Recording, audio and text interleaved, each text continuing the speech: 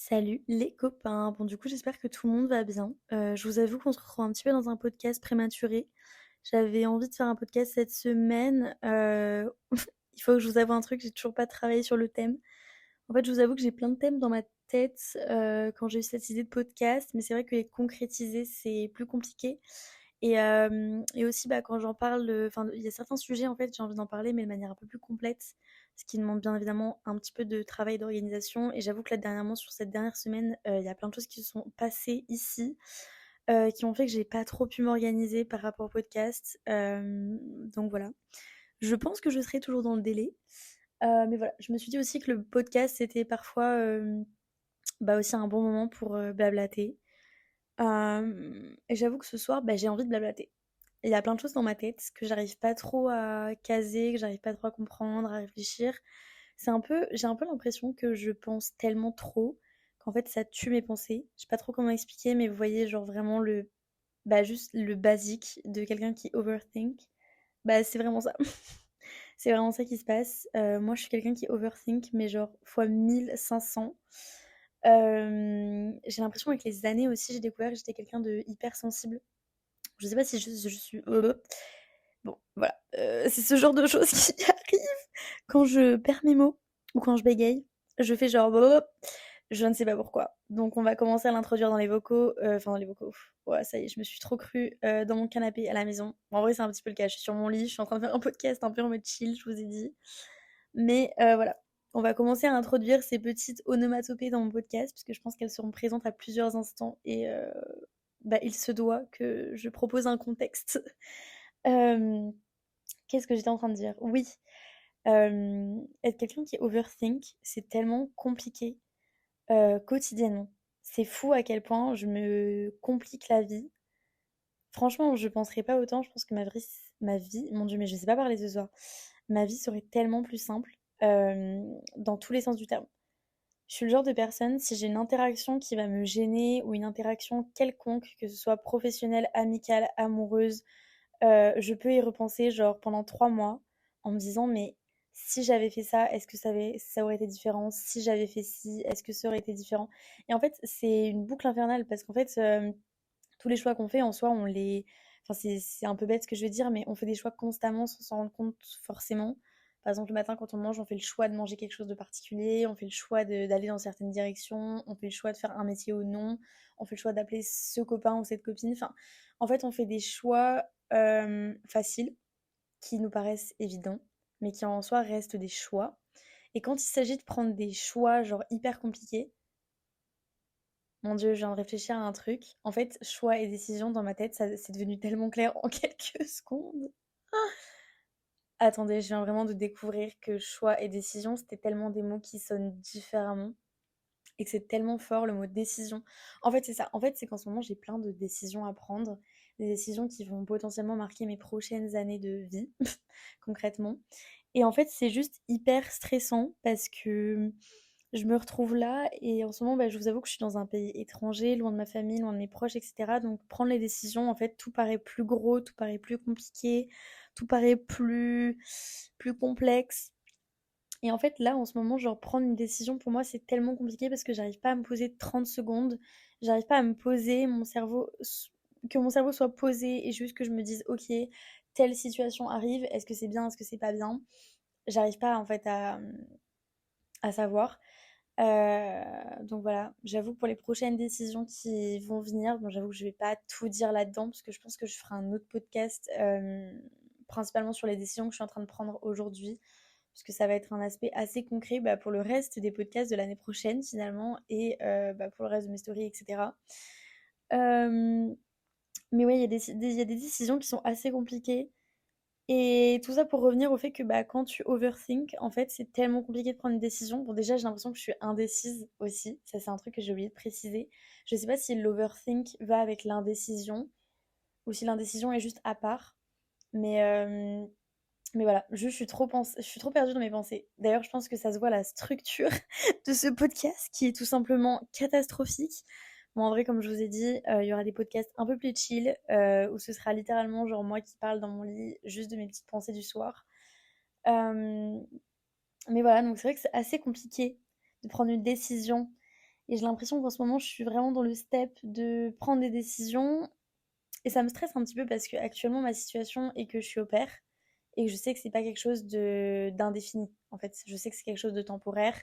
Cette situation va s'arrêter probablement d'ici la prochaine année qui arrive. Et en fait, après ça, je fais quoi? Et c'est pour ça que ça me stresse un peu en fait parce que bah en fait tout est tellement incertain. Je suis quelqu'un qui aime avoir le contrôle et là, j'ai pas le contrôle de la situation parce que je me dis bah en fait, je peux pas tout prévoir. Je peux pas tout changer au dernier moment parce que justement j'ai pas le contrôle. Donc c'est vrai que c'est un peu compliqué. J'avoue que cette phase-là là, de ma vie, elle est un peu complexe. Je savais que j'allais rentrer dans cette phase, mais je savais pas que j'allais rentrer aussitôt. Pour vous expliquer un peu concrètement, en ce moment j'ai le choix de rester ici. Donc c'est déjà une très grande décision en elle-même.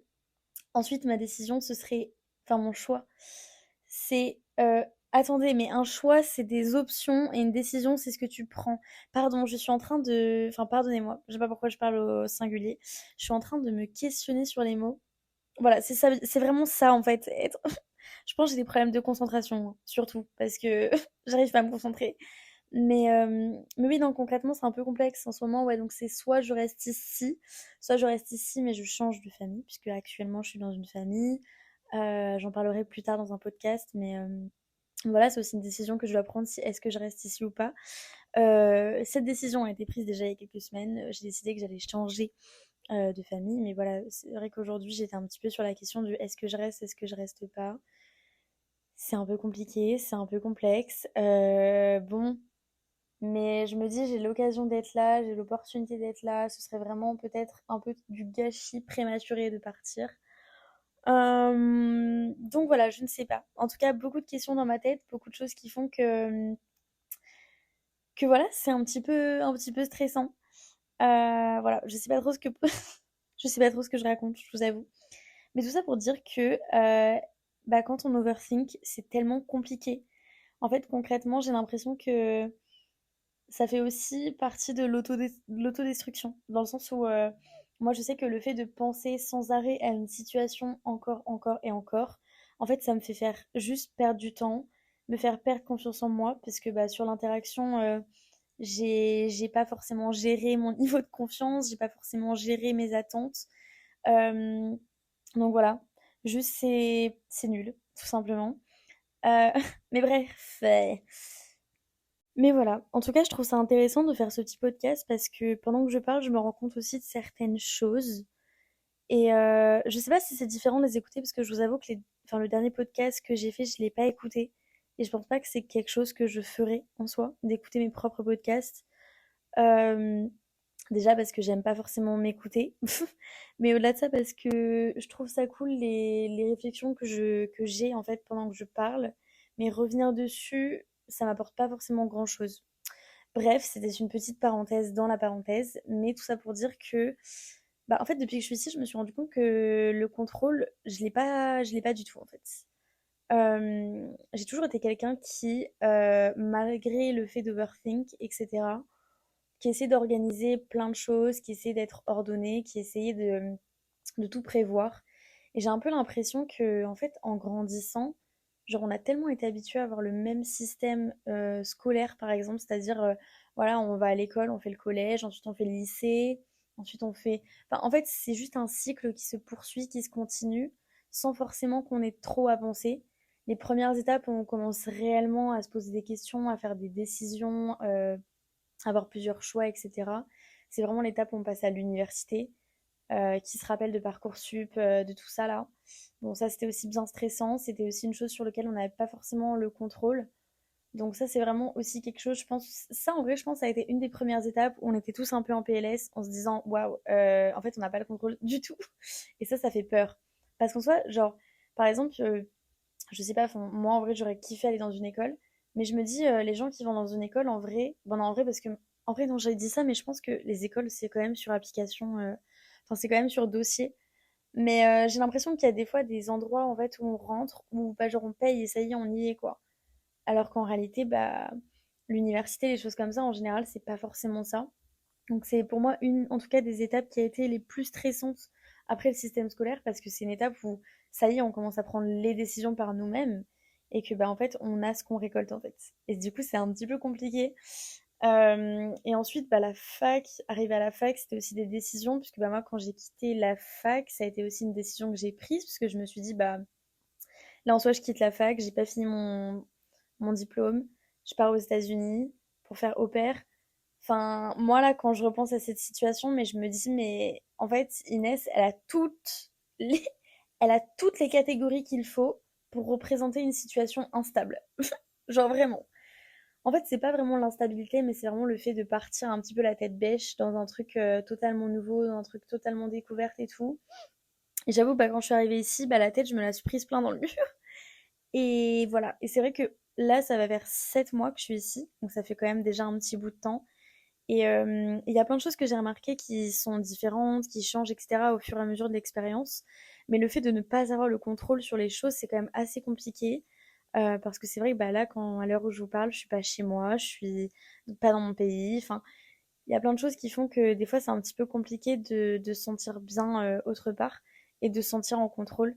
Et moi qui me sens pas du tout en contrôle, c'est un peu compliqué. Et du coup, ne pas se sentir en contrôle, ça fait que bah, j'overthink énormément. Parce que bah, je sais pas forcément où la vie va me mener et moi qui aime bien du coup tout planifier, bah, c'est extrêmement compliqué quoi. Donc ouais, voilà où j'en suis, un petit peu perdue. En soi pas perdue, parce que mes décisions, quand je les relis et quand je pense à qu'est-ce que chacune peut m'apporter, je sais qu'il y en a, je sais qu'il y en a certaines qui font que, comment dire, qui amènent d'autres choses. Par exemple, je sais que si je reste ici, bah, de base, je suis venue pour faire de l'acting. Si je reste ici, je continue l'acting. Et ça, c'est fou parce qu'en vrai, en France, j'aurais pas du tout les mêmes opportunités. Et c'est quand même fou, quoi. Après, je me dis aussi, si je rentre en France, ce serait trop cool. Mais est-ce que sur le long terme, ce serait cool? Je ne sais pas.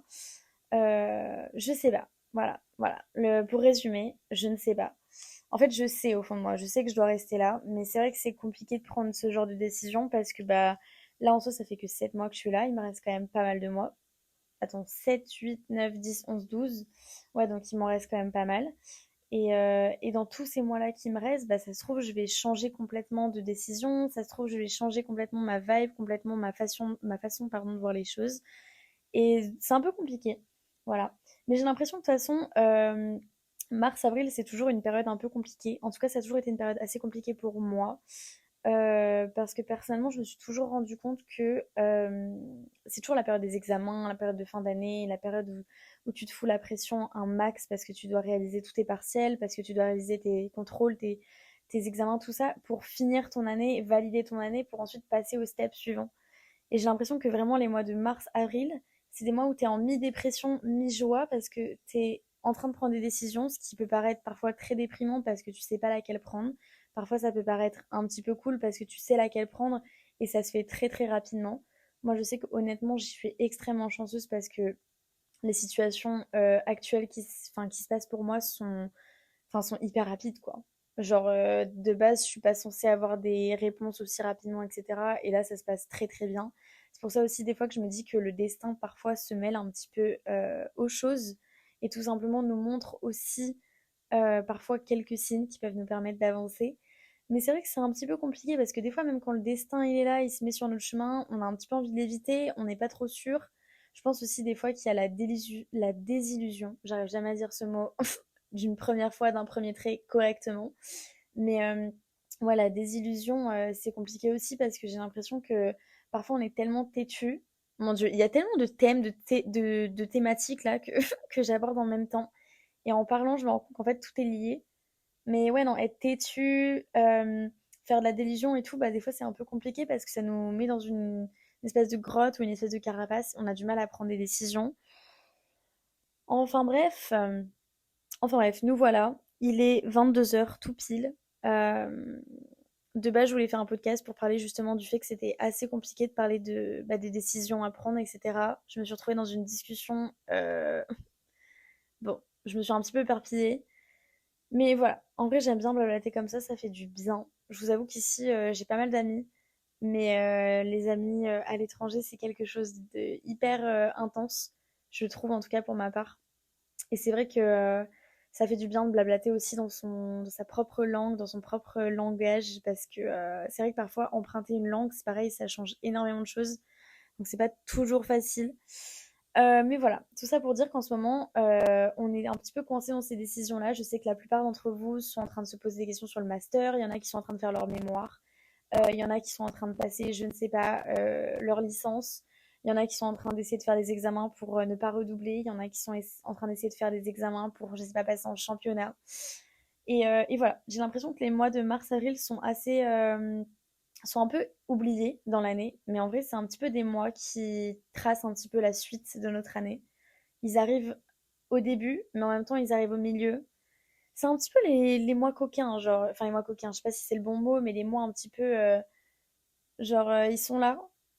Et c'est soit tu tombes dedans dans la petite trappe, soit tu tombes, tu te relèves, soit tu tombes, tu te relèves jamais, soit tu passes la trappe, tu fais des pas chassés et tu skips.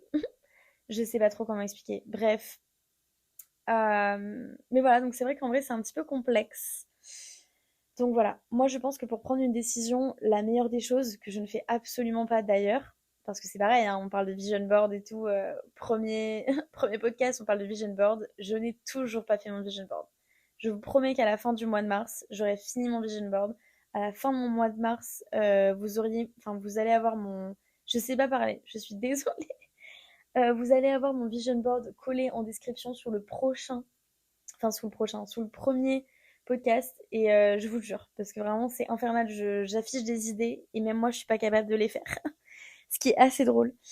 Mais oui, je pense que pour prendre une décision, la meilleure des choses en soi, c'est de prendre un papier, un crayon, de noter qu'est-ce qui est positif. Mais mon Dieu, je sais pas parler, c'est un enfer. Ok, on respire. Un, 2, 3, c'est reparti. On y fonce, on y va. C'est parti. Mais voilà, je pense que prendre un papier, un crayon, marquer les points positifs, les points négatifs, je pense que c'est quelque chose qui peut nous ouvrir assez le regard. Je pense en vrai, moi, ce qui m'aide aussi, c'est en parler avec les autres. Je sais que des fois, je pense tellement à une situation que j'ai du mal à voir un petit peu les points positifs, les points négatifs. J'ai du mal en fait à sortir de moi mon propre point de vue.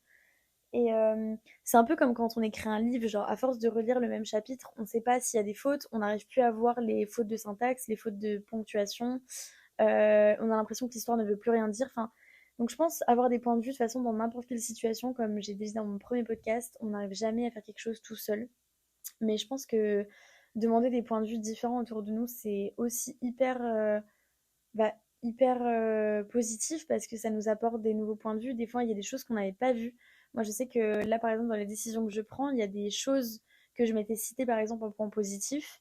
Et quand j'en parle à quelqu'un, on me dit ah, mais en plus, tu pourras faire ça en plus et tout. Et en fait, j'y pensais même pas. Donc, en vrai, c'est cool. Ça apporte plusieurs points de vue. C'est très sympa. Ça fait 15 fois que je répète le mot point de vue. On a tous compris de quoi tu veux parler, Inès. Euh, mais voilà.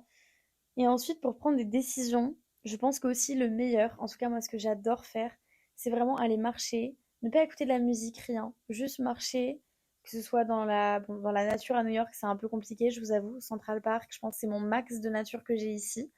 Donc pour l'instant, on va dire que Central Park, c'est un petit peu mon endroit enfin, c'est un peu l'endroit où je vais quand j'ai des pensées et que je dois réfléchir à quelque chose. C'est calme par moment, je dis bien par moment. Euh, mais voilà, c'est vrai que je pense qu'aussi marcher, essayer de voir les choses d'un autre côté et juste parfois se répéter les choses, mais sans forcément se mettre la pression. Bon, ça c'est hyper compliqué aussi, surtout pour des personnes qui overthink. Mais je pense que juste marcher dans la rue, se laisser aller, etc., ça fait du bien. Se faire plaisir aussi, je pense que ça fait du bien parce qu'en soi, quand on doit prendre des décisions, on est tellement stressé que des fois, au-delà du stress, on n'arrive pas forcément à voir ce qui est bien ou pas. Et j'ai l'impression qu'on se met plus la pression qu'autre chose. Et des fois, la pression nous fait prendre des décisions qu'on n'était pas censé prendre au début. Donc je pense se faire plaisir aussi. Moi, je sais par exemple, ce soir, j'ai mangé un gros pot de glace. Et ben, je peux vous dire que je me sens hyper détendue. Et je suis super contente. Ça m'a un peu remonté le moral. Et ça m'aide justement à prendre des décisions. Parce que bon, surtout, il ne faut pas prendre de décision quand on se sent pas bien. Je pense que ça, bon, c'est un number one. Je vous avoue que il y a des jours où ça va pas du tout. Et je sais que toutes les décisions que je vais prendre seront inutiles. Parce que soit elles ne resteront pas comme ça. Si par exemple je prends une décision, c'est une décision qui va être littéralement temporaire, qui va littéralement durer le temps de mon mood, le temps que je me sente mieux, hop, on change d'idée, on change de décision. Et voilà. Donc en vrai, je pense que ça dépend de tout le monde. Voilà, en tout cas, c'était un petit podcast. J'avais envie de parler, de blablater. Je vous avoue que c'était un peu chill. J'ai pas écrit de trucs sur un papier. Je me suis pas du tout organisée. J'ai vraiment pris mon micro. Je me suis dit, let's go. C'est aussi pour ça qu'on est là. Donc, euh, donc let's go, quoi. On est parti pour justement faire ça. Et puis, ça va être trop cool. Donc voilà, sur ce les copains, bah écoutez, j'espère que tout va bien. Ça je l'ai déjà dit au début du podcast, mais je le répète. Voilà, j'espère qu'à la fin du podcast, je vous ai pas trop mis la pression si certains d'entre vous ont des décisions à prendre. Mais voilà, faut respirer, faut vivre, faut être avec les personnes qu'on aime. Je pense que c'est le principal, en tout cas moi de ce que j'ai appris ici. Tant qu'on est avec les personnes qu'on aime, les personnes nous suivent dans nos décisions et c'est tout ce qui nous importe. Donc voilà, en tout cas, bisous bisous, exo exo, et puis passez une bonne nuit, passez une bonne matinée pour ceux qui m'écoutent le matin. Et voilà, on se retrouve dans les prochaines décisions pour les thématiques de podcast. Ce sera bon ou ce sera pas bon. Dans tous les cas, sur ceux des copains, bah écoutez, je vous fais des gros bisous. Et puis bah exo exo et ciao, ciao ciao.